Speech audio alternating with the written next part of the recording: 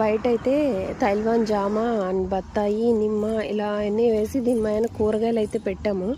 కానీ వర్షానికి అసలు ఎలా వచ్చేసాయంటే కలుపు విపరీతంగా వచ్చేసింది అన్నమాట. అక్కడికి క్లీన్ చేస్తూనే ఉన్నాము, మయానంతా క్లీన్గానే ఉంది, బట్ చెట్ల మయాన మట్టుకి కలుపు విపరీతంగా వచ్చింది. ఇప్పుడే కొంచెము మంచిగా బీరపాదులు అవి వస్తున్నాయి.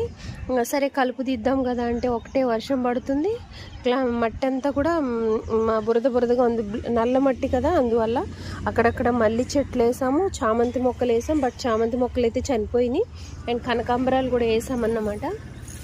అంతా కూడా కనకాంబరాలు, గోంగూర, అక్కడంతా కనిపించేదంతా గోంగూర, తోటకూర జిమ్మ, బట్ తోటకూర అయితే రాలేదు, గోంగూర అయితే అది అలా చక్కగా వచ్చింది అన్నమాట. మీకు జూమ్ చేసి చూపిస్తున్నాను. అండ్ నీల గోరింటాకు మొక్కలు కొంచెం ఒక 4-5 పూలు పూసాయి.